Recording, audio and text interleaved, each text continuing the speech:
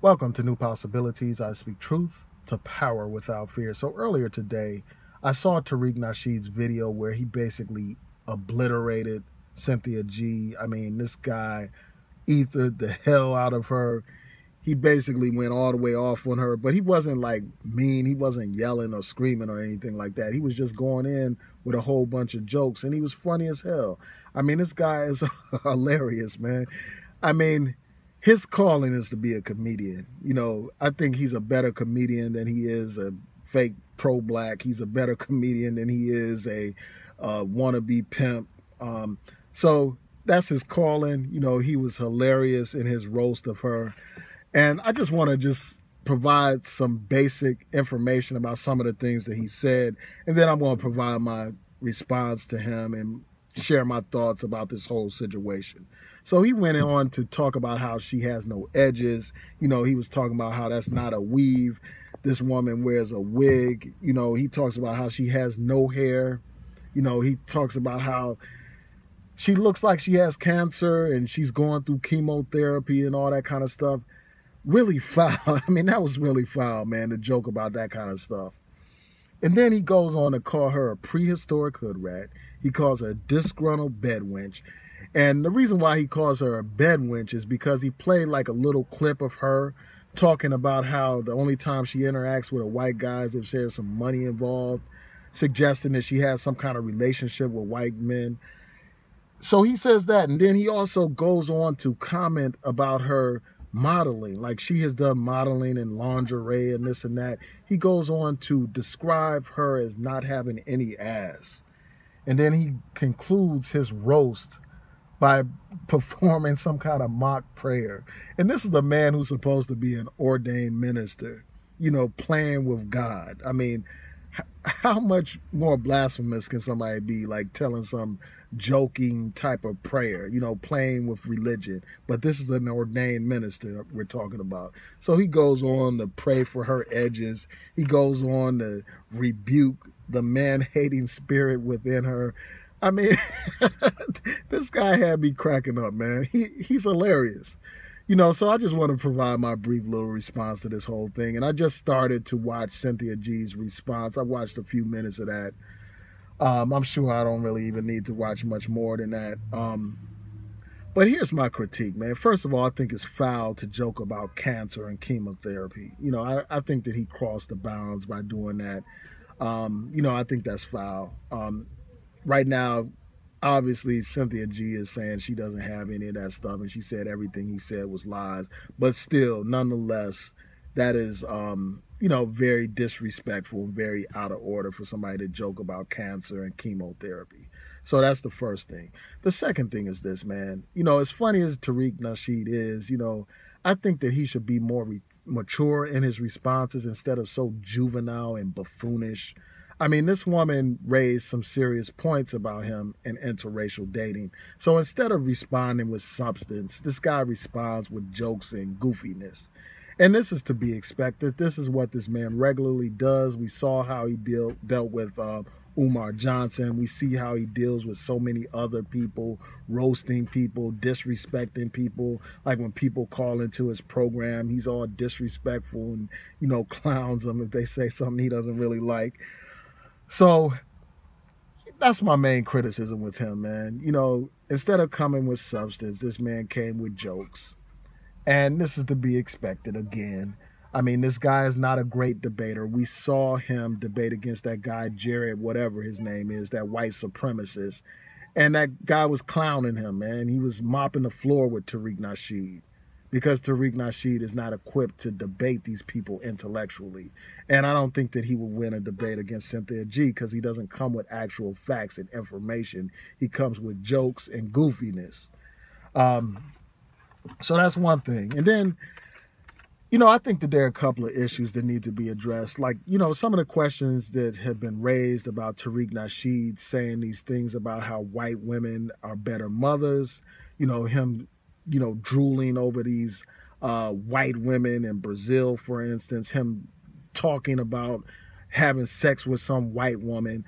I mean, all of that kind of stuff undermines his credibility as someone who puts out this pro-black pro-black nationalist type rhetoric, it undermines his credibility. It makes it clear that he's not really about any of that stuff he talks about. He's not about black nationalism. He's not about black pride or any of that stuff.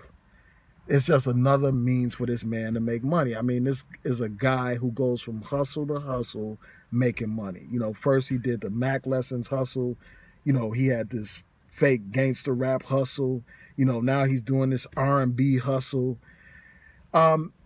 He's done the documentary hustle. I mean, this guy is in it for the money. It's never been about the people. That's abundantly clear to me. I mean, this is a guy who has repeatedly told people that he is not a leader, but people continue to follow him as if he is one.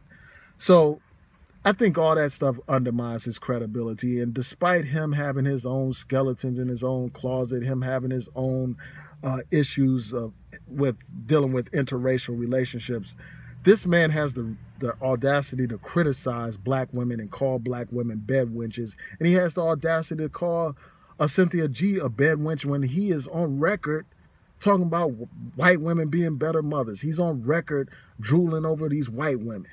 How can he talk about anybody being a bed wench when he's on record on that coon Jesse Lee Peterson show talking about he has no problem with people dating interracially? So how is he in any kind of position to criticize anybody for interracial relationships?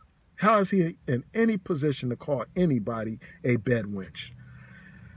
And then that brings me to Cynthia G. I mean, she's talking about the only time she interacts with these white guys is if there's money involved. I mean, that suggests that she had some kind of relationship with white men. There's no cleaning that up.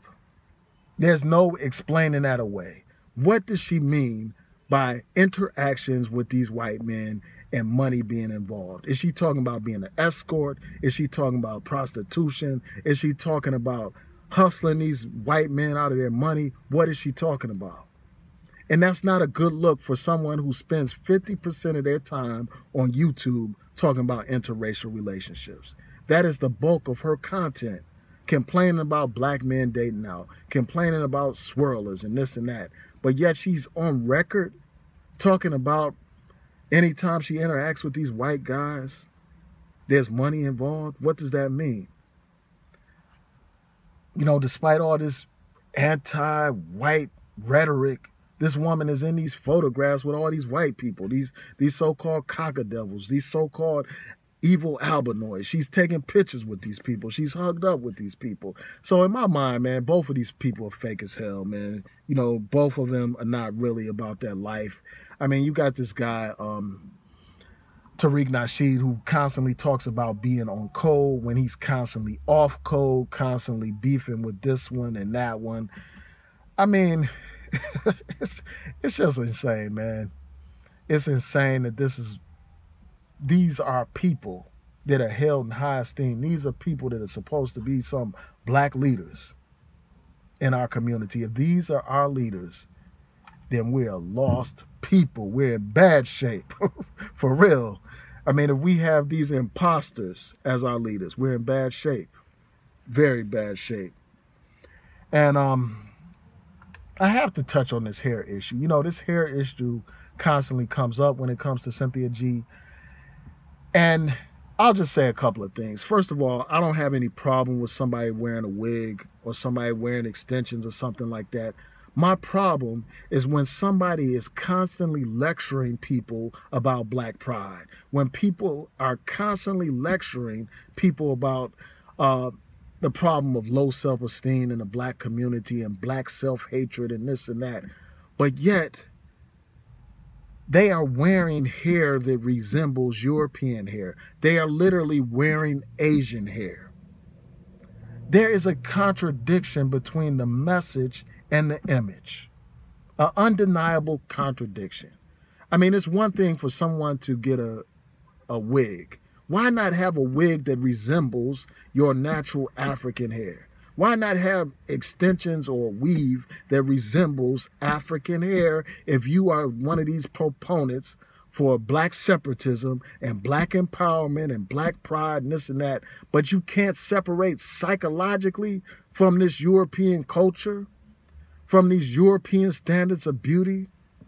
But yet you want to talk about separation, yet you want to lecture people about having low self-esteem and self-hatred when the way you appear says more than the rhetoric that you put out there. The hair that you decide to have on your head says more about what you truly believe than the words that come out your mouth. Now, I'm not going to say, that somebody having a certain hairstyle can't be an advocate for black issues. Obviously, that's not what I'm saying. I'm just saying that people still have internal work to do. They are still struggling with the issue of black pride. They're still struggling with the myth of white supremacy. Anytime they feel that they have to wear European style hair or Asian style hair, clearly they have a problem with who they are as an African. So that question is going to continue to come up. And that question can't be dismissed by labeling everybody that criticizes you as a dusty beta male coon. It can't happen that way. And I'm going to conclude on this last note. Like Tariq joked about rebuking this spirit of man-hating and this and that. But, he touched on something that's key. This woman has an antipathy towards, towards black men. She has a hatred towards black men. That's what she has. You hear it in her rhetoric. She talked about how black men have not earned respect as a collective. She didn't speak about like just a few black men or some black men. She said as a collective, black men have not earned respect. That's what she said. This woman regularly calls black men beta male coons, black men she doesn't agree with. That's what she calls them. Anybody that has any problem with this woman, they're a beta male coon. And I'm just wondering, why do we continue to use animal terms to describe ourselves, calling ourselves alphas and betas and stuff like that? Those kind of terms are reserved for animal life. Those terms are reserved for like monkeys and apes and stuff. Why are we using that kind of terminology to describe human beings? Why is that? So, that hatred that she has for men is clear. This is a woman who refers to her own father as a sperm donor. I was listening to this. I'm like, wow, man. She's projecting that hatred towards her father on black men as a collective. And that's problematic. I don't have a problem with women calling out misogyny that exists in our community or, abuse of women that happens in our community. I think everybody has a responsibility to do that, to call out those things. But when you constantly make these generalizations about black men, it's clear and apparent that you have hatred in your heart for black men. So those are my thoughts about this whole thing, man. And the thing is, before I close out, I'll just say this, man. The sad thing is something like this, this beef between these people gets more attention than very important issues in our community. More people will watch this video than will watch my other videos, like my video about this catastrophe that's going on in Palestine and Israel. Then, more people watch this video than that video. More people watch this video than my videos about police brutality, about the Waffle House situation, about other situations of racism in this country. People are more concerned about this petty beef that's going on. And it's a damn shame because both of these people profess to be about fighting white supremacy, yet more often than not, these people are spending time fighting each other.